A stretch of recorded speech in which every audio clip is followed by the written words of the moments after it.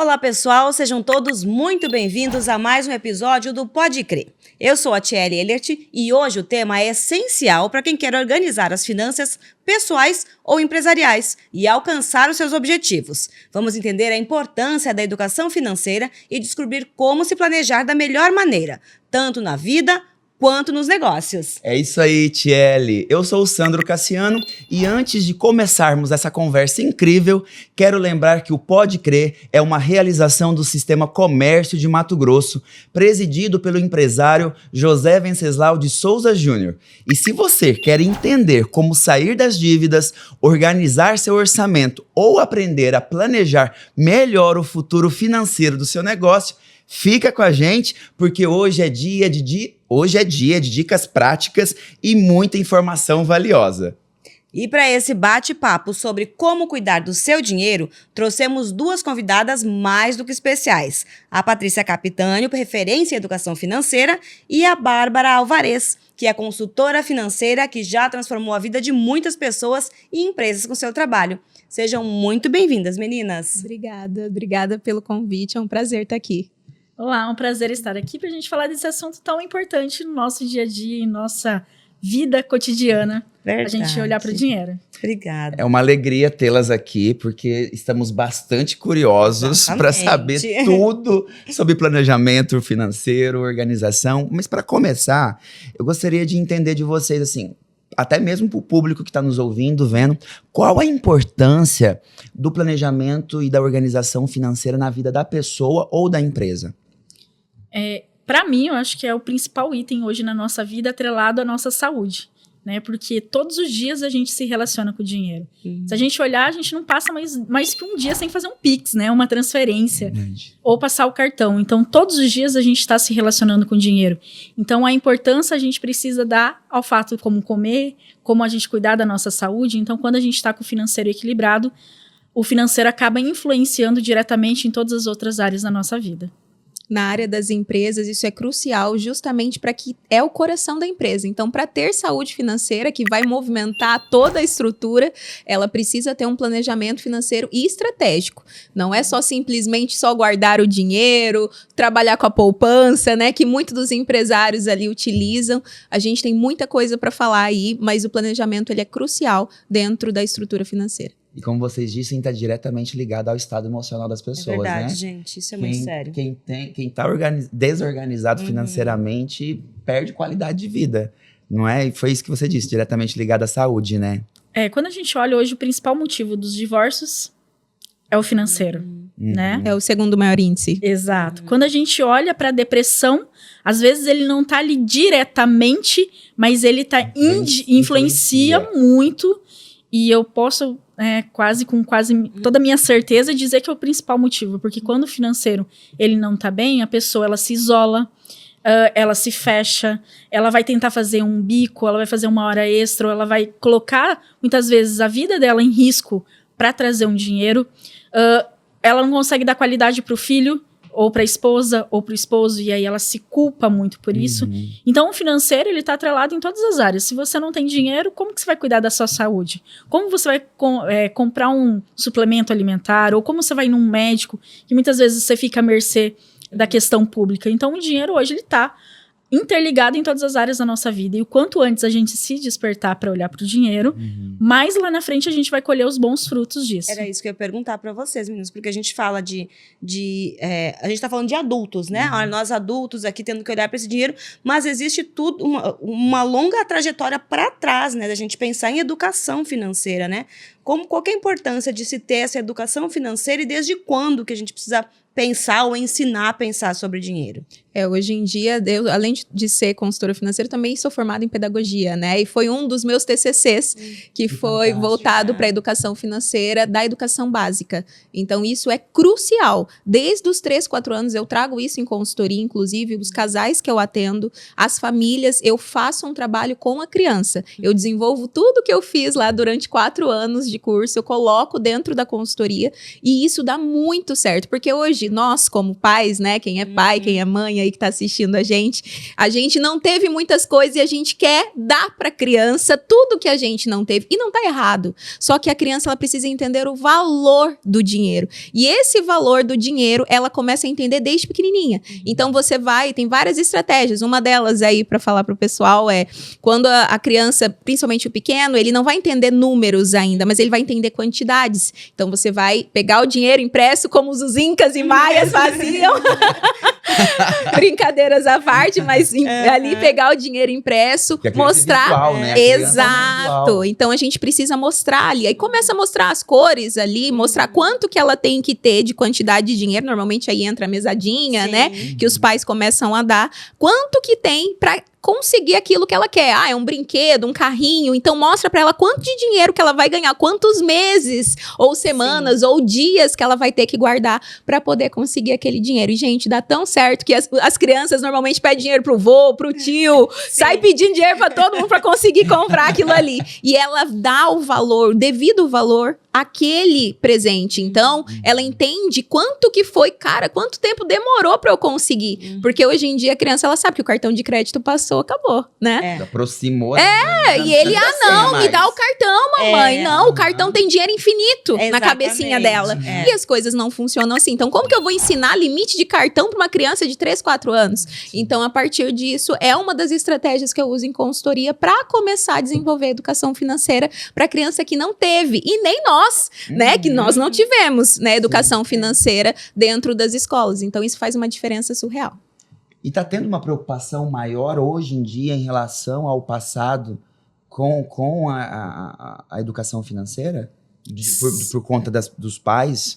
Sim, principalmente hoje o MEC ele aprovou, né, na grade ali extracurricular a inclusão da educação financeira, não como uma, digamos, uma matéria específica, mas uma interdisciplinar que ela vai permear por várias disciplinas. Então, existe hoje uma preocupação em relação a isso por parte do governo, né? Embora ainda a gente esteja muito atrasado, né? Por mais que seja lá de 2010, se eu não me engano, 2011, aí foi dado algum tempo para as escolas ir adaptando. Enfim, é um processo que ainda vai demorar. Hoje eu tenho uma filha de 10 anos e ela tem a matéria de educação financeira na escola. Mas porque ela optou? Não, porque eu optei por escolher uma escola que tinha educação financeira.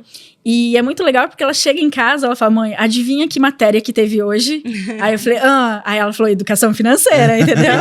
Então, assim, eu acho que o nosso trabalho como pais tem uma relevância muito importante, mas quando a gente tem a validação da escola junto, isso reforça o compromisso da criança olhar para isso.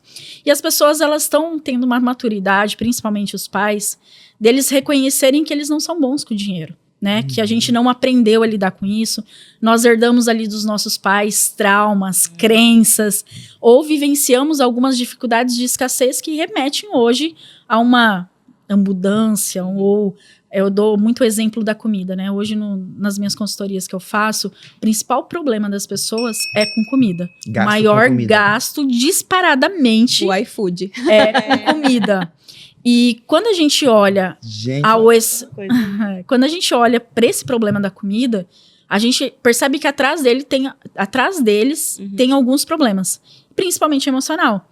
A gente passou uma escassez na infância que a gente agora tem o nosso dinheiro, a gente pode gastar. Então eu quero comer bem. Nós não estamos falando da qualidade de vida, né? Sim. Então, a qualidade de vida tem que comer bem. Ok, você tem que comer bem, mas hoje eu pego casais que gastam 4, 5 mil reais com comida. Então, quando a gente vai olhar, Patrícia, tá errado gastar com isso? Não, eu acho que a gente só precisa dar prioridade pro que é prioridade. Então, como que eu fico pensando, como que eu gasto 5 mil, às vezes 4 mil de comida, 5 mil, e eu não tenho uma reserva de emergência para algum imprevisto? Ou eu não tô conseguindo pagar um plano de saúde que vai me trazer uma tranquilidade? Como que eu tô andando, às vezes, de bicicleta ou de moto, e eu tô priorizando a comida, né? E eu até brinco com um cliente meu, falou assim, Patrícia, poxa, eu tô gastando tudo isso e tá indo pro ralo, né? Porque a comida é resumidamente... Vai ter que gastar com a academia ainda. Exatamente. Então, assim, quando a gente olha pra alimentação, voltando ao nosso assunto de trazer isso, a gente vê comportamentos. Ou os nossos pais não falaram não pra nós na infância e a gente quer aumentar o nosso padrão porque lá atrás comer bem era algo normal em casa, ter as coisas era algo natural, a gente tá repetindo. E a gente vai passando essa normalidade pros nossos filhos, que vai aumentando a régua, né? Então, nós, pais, a gente tem observado muito isso, que a gente tá errando. E aí sim, a maioria tem procurado ajuda, ou seja, através da escola, ou seja, através da informação na internet, ou através de consultores. Mas sim, a gente precisa olhar para isso, para não repetir o nosso comportamento. Porque eu acho que não é dar pro nosso filho algo que a gente não teve.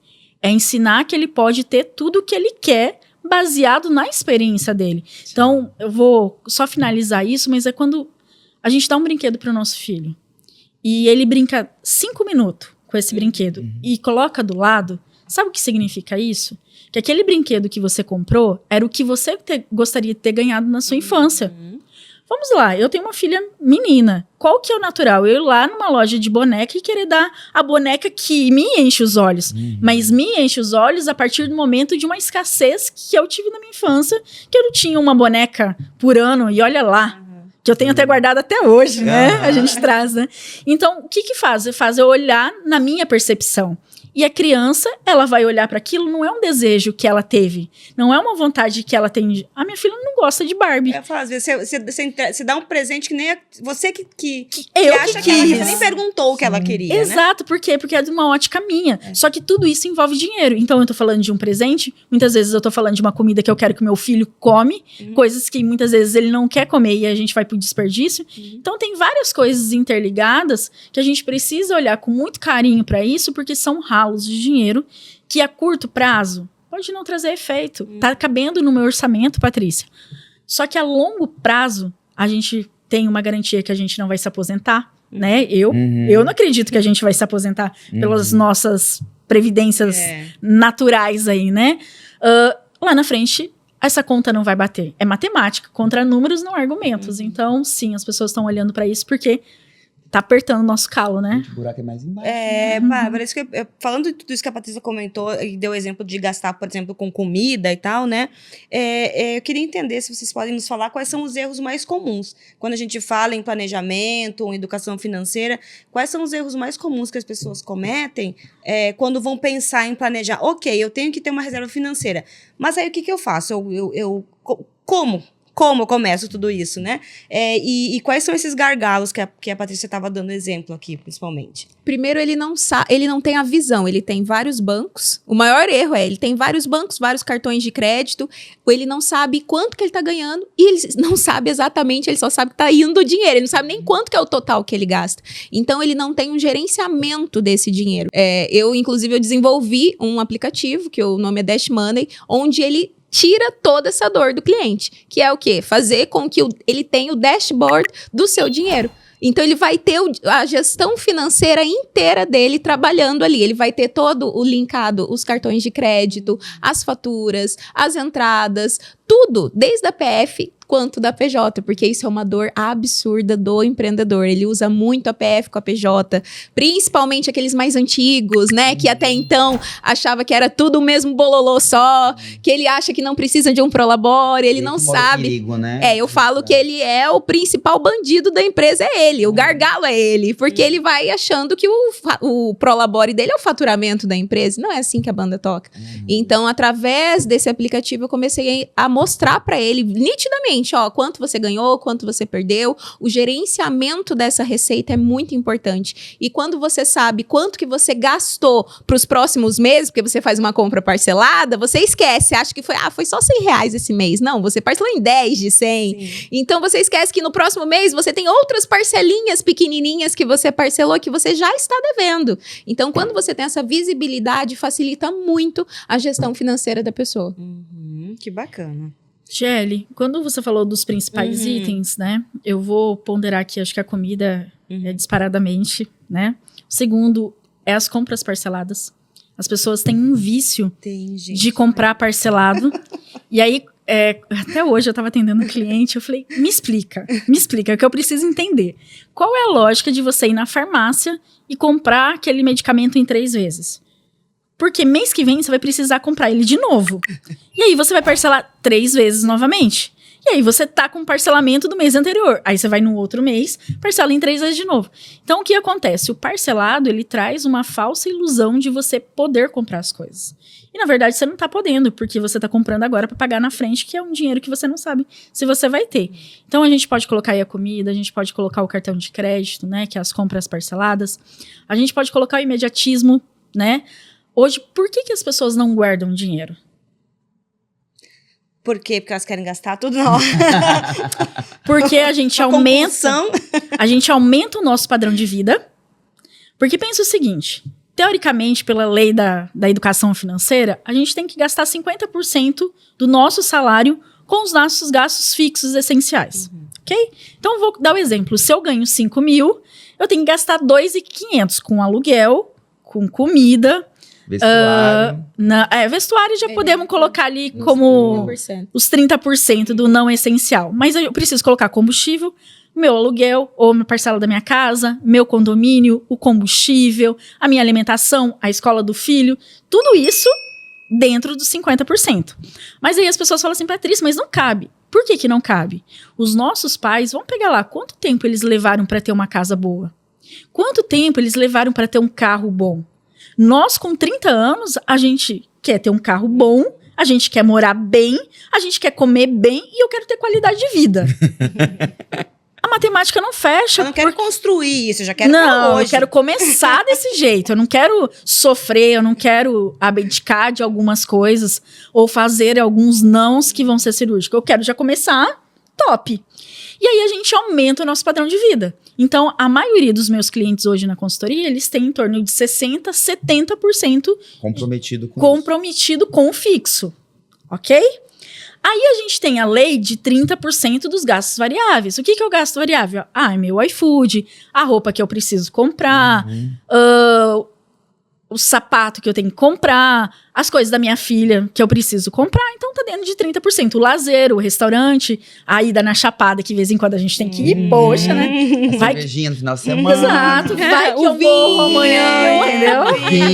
O vinho come bastante. É caro. O vinho é caro. Exato. E aí o que acontece? Foi 30%, então 70 mais 30, 100%. Aí tem o cartão de crédito, usa 150%. Aí não sobra dinheiro. Aí é eu vou pegar o que a Bárbara disse. Eu acho que até a clareza dos números é algo importante. Hoje em dia, até que as pessoas estão tendo clareza. Tem, né, os aplicativos, tem vários, os bancos já dão ali embaixo mais ou menos quanto você gasta, enfim. Só que o que acontece? Eu saber, eu olhar e eu não tomar nenhuma decisão. Porque a decisão vai mexer com o meu padrão de vida. A decisão vai ter que fazer assim, poxa, esse final de semana eu vou ter que ficar em casa. Poxa, eu vou ter que segurar aqui, eu vou ter que gastar menos com comida.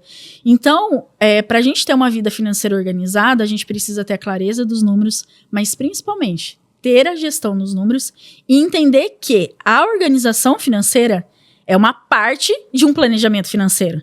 Porque não adianta eu só olhar para a organização financeira se eu não fazer da gestão das dívidas que eu tenho, se eu não me proteger, porque se eu tiver uma doença, vai o meu orçamento pro beleléu, né? E aí a gente tem um outro problema, que eu falei do imediatismo, a gente tem a parte da expansão. O que é a parte da expansão? Eu quero trocar de carro, eu quero comprar uma casa, eu quero viajar. Hoje, o que o brasileiro faz? Ele inverte. Primeiro ele compra, depois ele vê se ele dá conta de como é que eu pago. que eu pago, entendeu? Aquela velha máxima, assim, eu só vou ter as coisas se eu tiver a conta. A conta pra pagar. Eu só vou, não tem, isso, Ou isso, assim, isso quando aqui, que isso eu é vou um conseguir? mito? Eu Isso trabalho aqui, pra isso, eu trabalho né? pra isso, eu mereço. Eu mereço, meu Deus. Esse é o mantra, né? Esse é o mantra.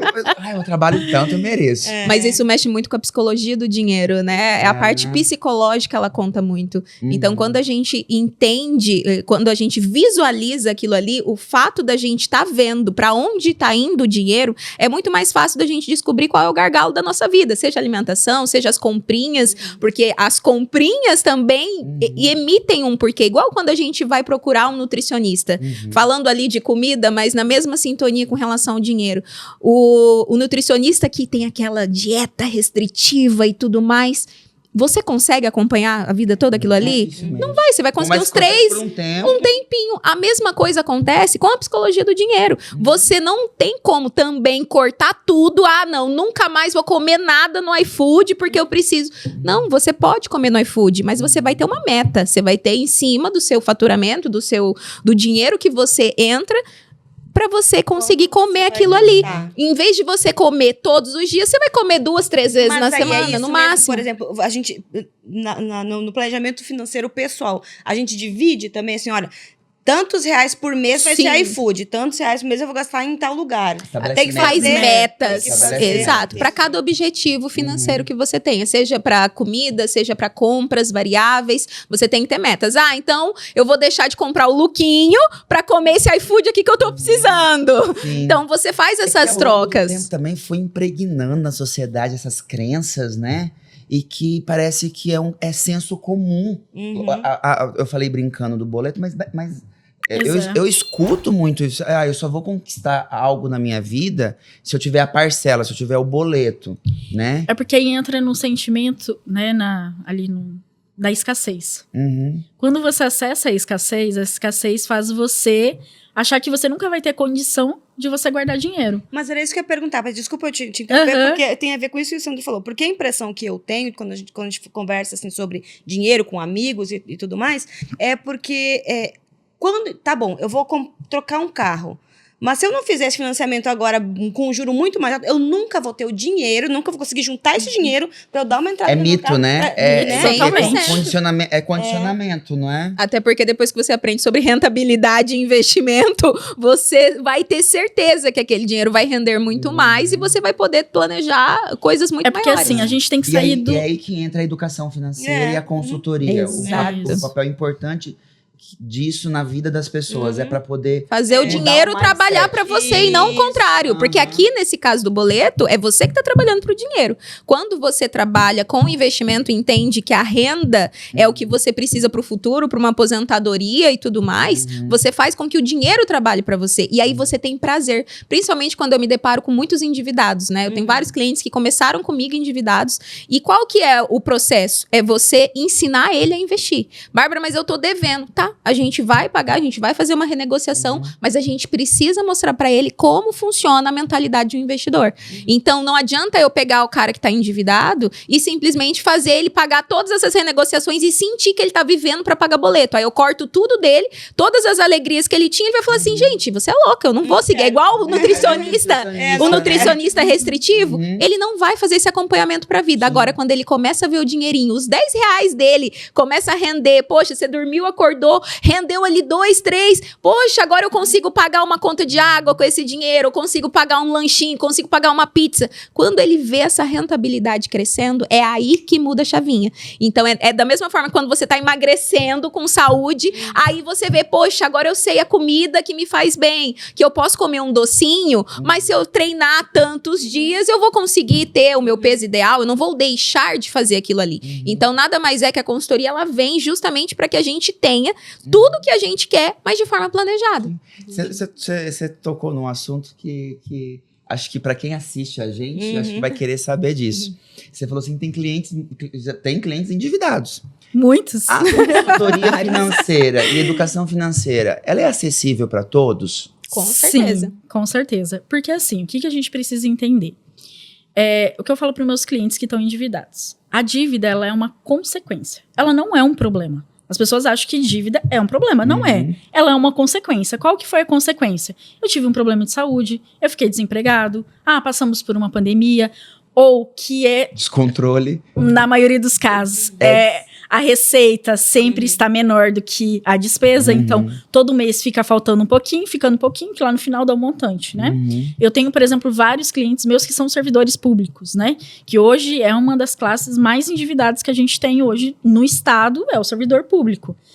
Então, o que acontece?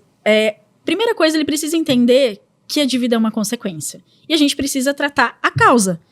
Então, eu preciso ir lá na dorzinha e falar, olha, isso aconteceu por um problema de saúde? Ok, então o que a gente precisa fazer? Preciso me proteger para que quando eu tiver outro problema de saúde, que pode acontecer qualquer momento, eu vou estar protegido para isso e não vou mais para dívidas.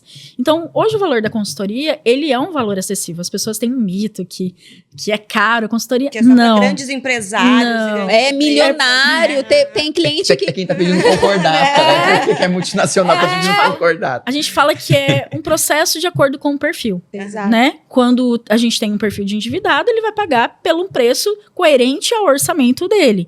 E vice-versa. O que eu posso garantir para vocês, da minha parte, eu acredito, conhecendo o trabalho da Bárbara também, que o valor da consultoria a gente traz de volta. Só para vocês terem noção, hoje eu estava montando um planejamento financeiro que sabe só de anuidade de cartão de crédito. Sabe aqueles aplicativos no celular que a gente faz assinatura e nunca mais volta e a gente coloca no cartão de crédito? Pois é, um cliente meu tinha R$ 1.264 só dessas coisas por mês. Isso no Coisa que ano. Não usava, né? Não usava. Por exemplo, ele tem o telefone da Apple, então tem lá da lojinha da Apple várias coisas. Aí ele tem 4 cartão de crédito, 4 anuidade. Então, sabe aquele picadinho? R$12,90 aqui, R$59,90 dali, R$60,90 dali. Sim. Aquilo ali somou 1.264. Aí eu pergunto pra você, quantos reais ele tem guardado hoje? Nada. Então, a consultoria vai trazer para os nossos clientes uma clareza da onde que tá indo o dinheiro. Só que Vocês pegam na mão e faz junto com Exato. E eu tenho que condicionar ele. Poxa, vamos cancelar isso aqui? Vamos cancelar isso aqui. Mas onde que a gente vai colocar esses 1.200? Porque se eu deixar ele solto, vai entendeu? Vai gastar em outra coisa. Então, o planejamento... É dolorido o processo? Normalmente, a pessoa ela fica em choque. Eu não sei, eu já mas fiz, no primeiro dolorido, ela sim. fica... ela fica em choque. Ela fala, mentira que eu tô gastando isso aqui. Deixa eu ver, essa conta tá errada. Essa tabela tá Fica errada. incrédulo, Eu né? peguei R$300 por mês em café, em tomar café, um cafezinho. 300 Vamos ali na reais pra gastar padaria? com café. É isso aí. Nossa, eu tomo café em casa. Então, mas é que eu saí. Mas você tem seu vício. Tem. Todo Tem, mundo eu tem. tenho, Todo eu mundo tenho. tem. E aí, o que a gente tem que fazer? É trazer outras alternativas para esse vício. Por exemplo, eu tenho clientes que amam muito vinho. E vinho é uma coisa cara. Às vezes, você fazer aquela assinatura da... Não vou falar de divulgação, né? Não vamos divulgar porque não estamos pagando nada pra isso. Mas ter ali aquela assinatura daquele tipo de vinho que você gosta. Você vai pagar um pouco mais barato, vai ter ali uma quantidade X daquele tipo de vinho. Então, assim, você consegue trabalhar alguns itens. O café. É muito mais fácil você comprar ele por atacado do que você ir lá e comprar. Mas quer dizer que você não vai sair com um colega, sair ali uma vez ou outra. Mas faz isso. Você fazia 3 vezes no dia, agora você faz uma. Né? E aquilo ali acaba sendo prazeroso pra você. É o né? equilíbrio. A gente tem que ter o equilíbrio. Eu sempre falo do equilíbrio. E muitas vezes as pessoas acham que a consultoria, ela é ou só para endividado, ou para quem é muito rico. Exato. E eu falo que o melhor momento de você contratar a consultoria é quando você tá no 0 a 0. Porque o 0 a 0, pra mim, quando eu pego o cliente no 0 a 0, é minha paixão. Por quê? Porque é onde que eu consigo fazer o cara, no piscar de olho, Despertar pra vida em pouco tempo. ele montar a aposentadoria dele, o planejamento da aposentadoria. Aí vocês até perguntaram antes, né? O que faz as pessoas ir no imediatismo é a falta da gente parar pra gente planejar. O brasileiro não é planejador. Então, se eu quero trocar de carro, você falou do James, você falou da troca do carro. Poxa, se eu compro o carro agora, e eu sei que daqui 3 anos, eu sempre gosto de trocar o carro daqui 3 anos, porque sai da garantia, aquele monte de desculpa que a gente dá pra gastar, né? Ok, eu tenho que já planejar pra minha próxima troca do carro. Só que se eu já tô num boleto, o que vai acontecer? Daqui 3 anos vai acabar o boleto, eu vou arrumar outro boleto. E aí você vai sempre trabalhar com juros compostos, te apertando e não ao seu favor. Então, você, em vez de receber, você paga. Então, a consultoria, ela é, sim, esse processo de 360, a gente olhar para a vida como um todo. Por isso que eu separo que planejamento, ele não é só organização. As pessoas acham que é só olhar o quanto que eu ganho, o quanto que eu gasto. Não. É uma estruturação. Pensa numa casa. A organização financeira é a estrutura base ali, a base da casa. Só que eu preciso olhar para uma proteção, eu preciso olhar para minha aposentadoria. Por isso que eu volto aqui na aposentadoria, gente. Porque é o meu maior medo. Eu falo pra vocês, eu tenho 35 anos e acho que a última coisa que eu quero é ser sustentado pela minha filha. Uhum. E se eu não fizer nada hoje, cara, 35 já tá no laço pra 60 anos. Então, se eu não construir agora, vai chegar lá na frente, a matemática não vai pagar. E se a gente olhar para o INSS, hoje já os números mostram que a gente não vai se aposentar. A nossa geração de 1985 para frente, 1990, ninguém vai se aposentar. Ou, olha, eu tenho um caso de uma médica que eu atendo. Não vai Gente, se aposentar por conta que o sistema não vai... Não Vai vai dar conta comprar. disso. A porque maior gente vai... pirâmide financeira brasileira é o INSS. Nós vamos ter muita gente aposentado e pouca gente trabalhando, porque o INSS, ele não guarda dinheiro. Tipo, eu contribuo agora. Ele não vai pegar meus R$100 que eu tô contribuindo e guardar devolver lá na frente pra Patrícia. Não. Ele pega meus 100 pra pagar quem já tá aposentado. E se a gente tem uma diminuição de filhos, ou seja, as pessoas estão tendo muito menos filhos... Achatou a pirâmide pro Vai. contribuinte, Então, a gente né, e vai- aumentou. A gente vai ter altamente pessoas deduzindo ali, precisando da aposentadoria, e pouca gente gerando. E até porque agora a gente tem uma onda de pessoas empreendedoras. Então, o empreendedor, naturalmente, não paga INSS. Então, a gente tem menos pessoas ainda gerando receita. Então, a matemática não vai. Então, se eu pudesse, de tudo que a gente falou aqui, fazer um apelo no fundo do coração, olha para aposentadoria. Ou melhor, se você não quer fazer, não quer pensar, ok. Mas pensa quem vai te sustentar lá na frente. Ou vai ter que ser seu filho, ou vai ter que ser um parente, ou você vai pegar o seu padrão de vida e jogar a zero. Então, é uma escolha. Eu acho que é o maior medo, assim. O que eu Tem prefiro. padrão Ou na Na velhice, velhice consumir cai. tudo que o patrimônio Exato. que conquistou, né? Isso é muito Isso de sério. forma imediata, né? Porque a gente que é empresário, Uhum. aqui a gente também precisa pensar que não só na aposentadoria que a gente vai precisar, mas às vezes também ter um seguro de vida, que hoje em dia os seguros de vida, eles dão para quando você acontece alguma coisa. Eu e Patrícia, se a gente perde a voz, a gente trabalha Já como? era, não trabalha. Os médicos, se perde ali o movimento da mão, ele vai trabalhar como? Então, tem seguro de vida, eu falo porque eu tenho, que atende essa estrutura. Ah, acabou a voz por algum motivo, ficou sem a voz. Como é que eu vou trabalhar? Ele me paga aquilo ali como um salário. Então, isso também é uma forma de você se assegurar desde já. O empresário, ele precisa disso. Então, principalmente quem vende serviço, que precisa dessa estrutura. E muita gente não tem... Não tem nem noção. Não tá no radar dela Ou disso, assim, ela exatamente. até tem produto financeiro. Por exemplo, hoje a maioria dos meus clientes na consultoria pessoa física, eles são médicos profissionais da área da saúde. Então, inclusive, eu tenho um livro que é voltado para eles. O que acontece? São pessoas totalmente capacidade técnica, só que quando eles olham para uma gestão financeira, totalmente pessoas que não têm conhecimento. E aí, muitas vezes, tem produto financeiro. Só que o produto financeiro não condiz com aquilo que ele precisa. Então, ele tá pagando, ele tá achando que ele tá protegido, seja isso um plano de saúde, seja isso um consórcio, seja isso um seguro. Muitas vezes ele tá pagando aquilo, só que lá na frente, quando ele vai precisar, ele vai se deparar. Por quê? Porque, por exemplo, eu tenho um seguro de vida que invalidez tá 500 mil. Se eu tenho uma renda de 50 mil reais, 500 mil dá quantos meses? 10 meses. 10 meses. Ele não me garante uma invalidez. Só que na minha cabeça eu tô pagando um seguro. Então, dentro do planejamento financeiro, a gente vai olhar para todas as coisas e a gente vai analisar se o que você tá pagando realmente precisa ser pago ou se o que você tá pagando realmente precisa ser adequado ao seu padrão de vida. Porque geralmente esses produtos a gente faz lá nas instituições financeiras de qualquer jeito e a gente vai pagando e não vai reprocessando conforme o nosso padrão de vida vai aumentando. Então, mesma coisa uma previdência, né? Conheço várias pessoas. Patrícia, fiz uma previdência quando eu tinha 18 anos. Aí você nunca mais olhou para aquela previdência. Poxa, qual que é a rentabilidade? Será que eu não tenho que mudar de fundo? Será que eu não tenho que fazer uma gestão melhor daquela rentabilidade que está dando?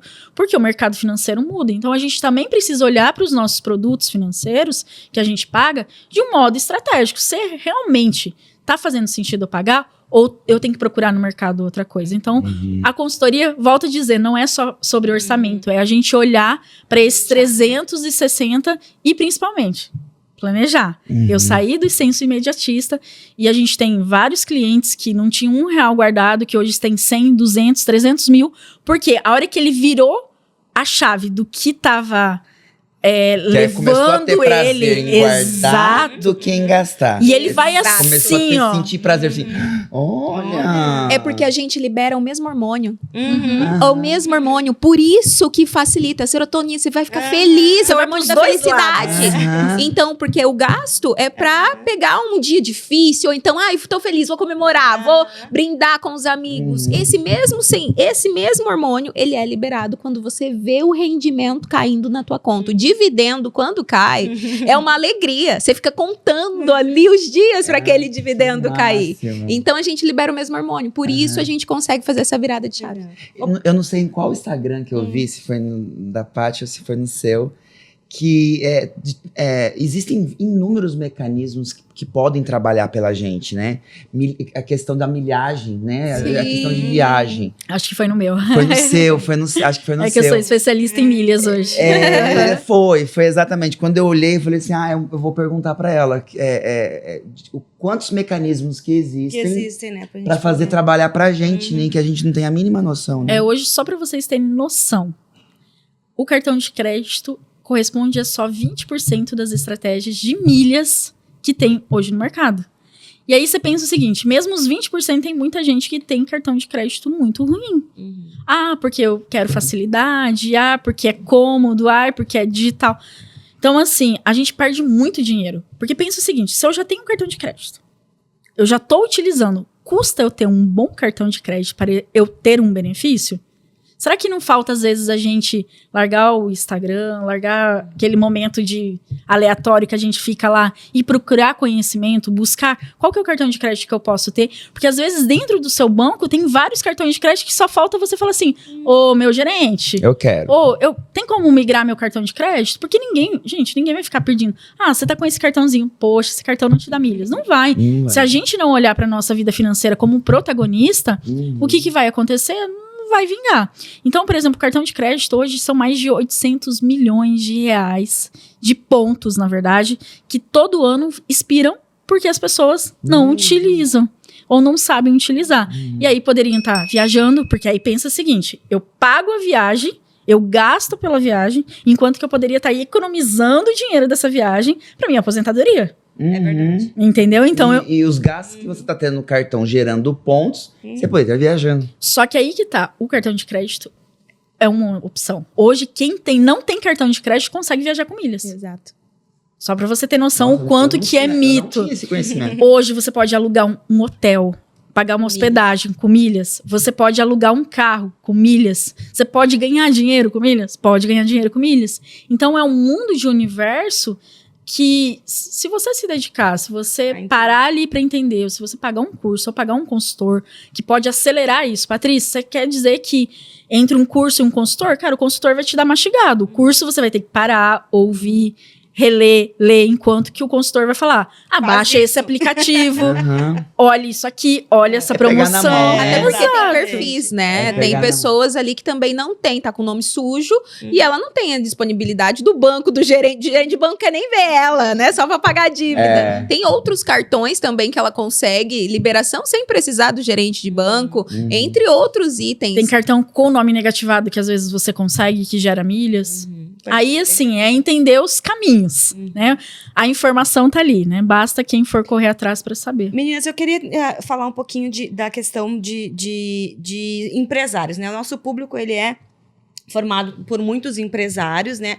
Pequenos, médios, microempresários. E aí eu queria que vocês falassem um pouquinho sobre os desafios, né? O que esses pequenos empresários precisam se atentar ao começar o negócio ou já estão com o negócio rodando, mas precisam dar um jeito aí nessa questão financeira.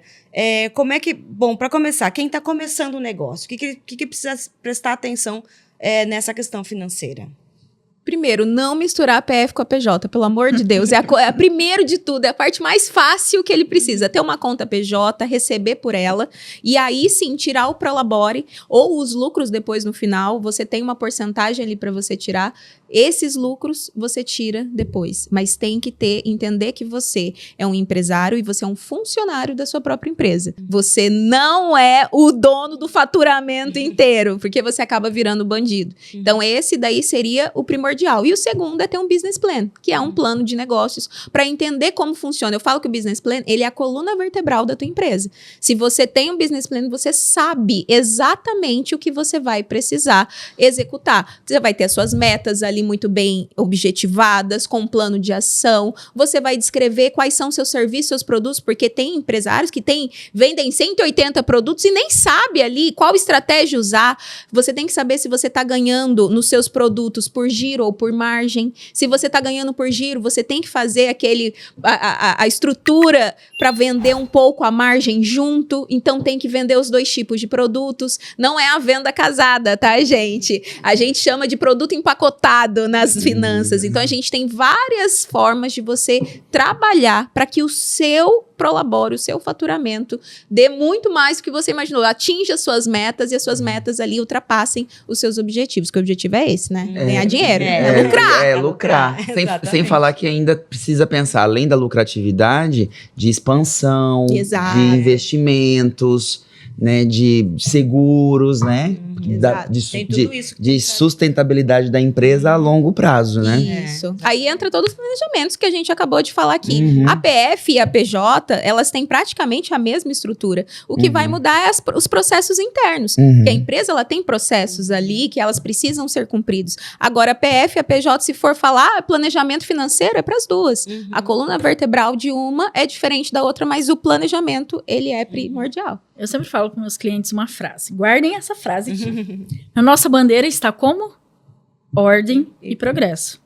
No mundo business, é progresso e depois ordem. Certo? Eu vou lá, abro o meu negócio, só que aí que é a chave da coisa. Porque muitos continuam só no progresso e não vem a ordem. E para o empresário ele crescer, ele precisa ter o progresso? Necessita. Senão não adianta eu ser perfeitinho, lindo e maravilhoso e minha empresa não decolar. Então eu preciso do progresso? Eu preciso do progresso. Mas o quanto antes eu colocar a ordem vai fazer com que eu consiga escalar o meu negócio, crescer com maior qualidade. Eu vejo que hoje um dos principais problemas no empresarial é a questão da sucessão. Empresas familiares que acabam crescendo, progresso, né, de qualquer jeito, sem uma estrutura, principalmente financeira. E aí chega um determinado momento que ela fica incansavelmente buscando faturamento. Só que aí não é o quanto a gente ganha, é o que a gente faz com o que a gente ganha. Então, nem sempre você faturar mais vai te trazer uma lucratividade maior, se você não parar para entender onde que está indo o seu dinheiro. Então, por isso que o progresso é importante, é essencial, é a alma do negócio.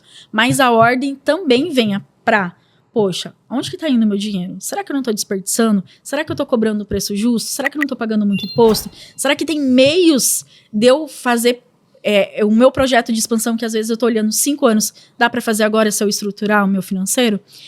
Então, eu acho que progresso, mas a ordem, ela não pode estar muito longe do progresso, porque senão é por isso que muitas empresas fecham aí nos 5 primeiros anos.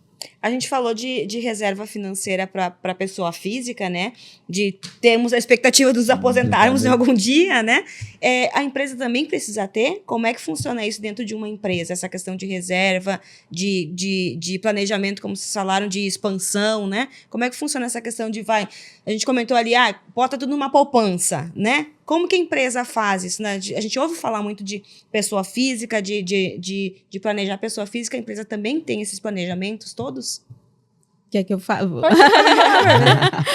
A gente tem a mesma estrutura, a gente pode utilizar, porque assim, essa parte do investimento varia muito de como funciona a sua estrutura dentro da empresa. Mas o 50, 30, 20 ou 50, 30, 10, 10, ele também funciona para dentro da empresa. Só que o nível de quantidade de tempo de reserva vai ser maior, porque uma coisa é eu ter um servidor público ali, PF, que tá todo, só vai sair ali depois, ou que morreu, ou que tiver ali um probleminha, Aham. que o dinheiro dele vai parar. Agora, o empresário, não. Hoje eu tenho, amanhã pode ser que não, e pode vir vários Foi problemas. aquela angústia que a gente estava conversando antes. E né? quando eu fiz faculdade, não sei da Patrícia, mas quando eu fiz faculdade, a reserva de emergência para o empresário era de 6 meses, que era o padrão que todo mundo falava. E para uma pessoa física era de 3. Veio a pandemia, tudo mudou, já virou de 6 para 1 ano, e a pessoa física veio para 6 meses. Então, houve essa mudança, como a gente falou, a educação financeira, o sistema financeiro, ele muda conforme o tempo.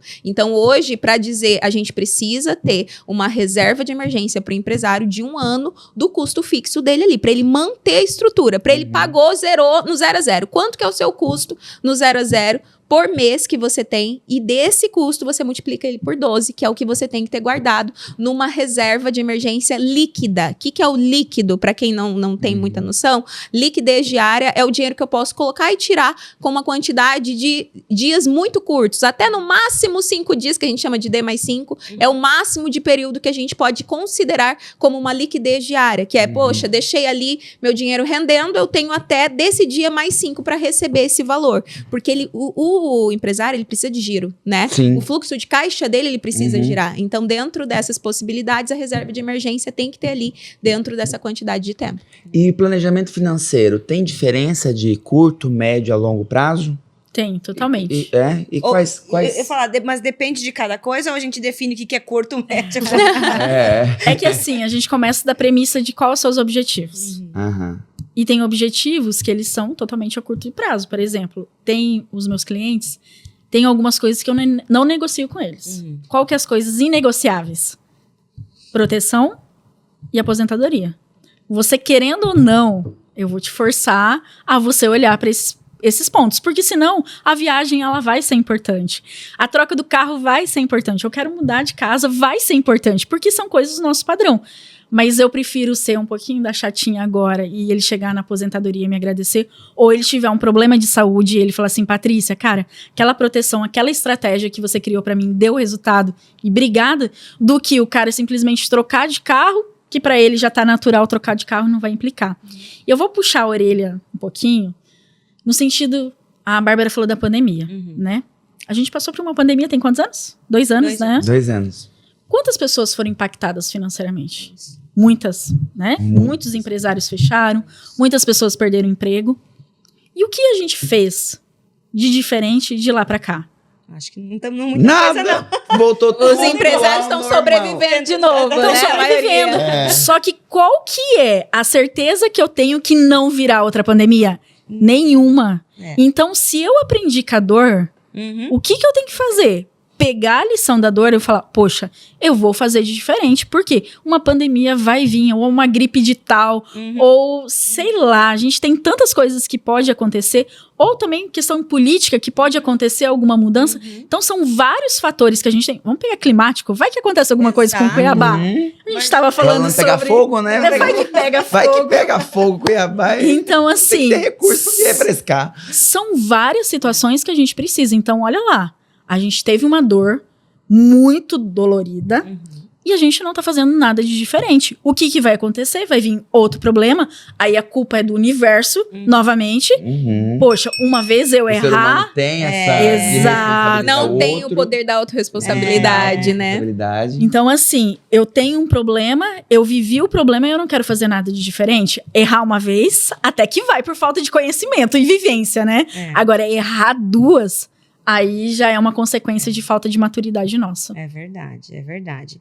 E, gente, a gente estava conversando antes de começar a gravação, né? Sobre a questão de ser empreendedor, de ser CLT, eu e Sam tal, colocando nossas opiniões aqui, né?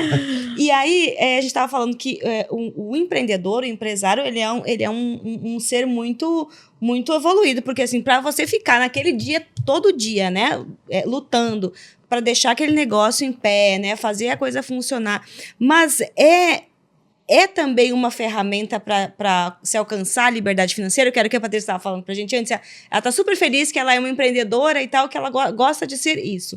Eu já tenho um pouco de agonia, porque eu não sei se esse negócio de amanhã, será que amanhã eu vou ter dinheiro, né, Sandra? Será que amanhã eu vou ter cliente? Será que amanhã, né?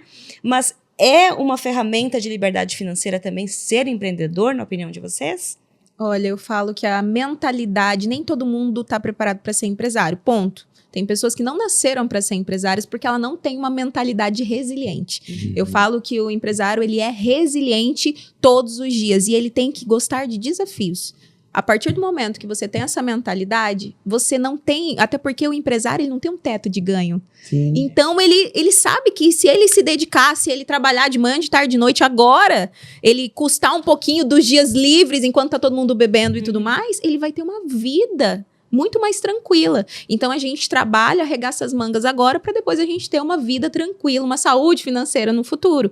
Então, eu penso que a mentalidade tem que ser também muito positiva, até porque o empresário, quando a gente senta junto, é muito bacana, porque a gente vai falar de business, a gente sempre pensa em outras coisas. Como que a gente pode fazer uma collab? Fica como feliz, que a gente tem pode... prazer em fazer essas Isso! trocas, E né? a gente pensa em produto junto, em serviço, em como abrir outro negócio. Como é que você tá? Eu falo, eu tenho empresa em São Paulo, né? Então eu fico 20 dias em São Paulo e 10 em Cuiabá. E como é diferente a mentalidade? Em São Paulo, você senta de manhã até a noite, você fala de business 24 horas por dia. Todo o tempo. Você senta, mesmo que a pessoa é assim. Então lá eu sento com gente que ganha 100 mil no dia. Então, é com essa pessoa, poxa, se a pessoa ganha 100 mil no dia, eu tô ganhando 100 mil no mês, peraí, deixa eu entender como é que você faz pra ganhar 100 mil no dia, porque eu também quero. Que área que você tá atuando, como que você faz, qual estratégia você usou, é isso. E o seu meio molda muito a gente, né? O meio molda. E às vezes a gente teve uma criação ali que foi sofrida, onde a pessoa era ali diminuída, humilhada, então ela cresce acreditando que ela não é ninguém. E o empresário, ele tem que falar pra ele o tempo todo, que ele é uma máquina de vencer. Igual aquele meme da galinha, que eu acho que o pessoal já deve ter visto, aquela galinha franzininha. Ela olha no espelho, ela se vê um galão. Eu sou uma máquina de vencer, mas é isso. O empresário, ele precisa entender todos os dias e colocar essa mentalidade de eu posso, eu quero, eu consigo. E é real. A nossa mentalidade, ela manda muito, né? Sim. Na nossa vida. Legal. Quero te fazer uma pergunta. Ai, Kelly. meu Deus. Inversão de papéis. Inversão de papéis. Você gosta do exponencial? Do exponencial?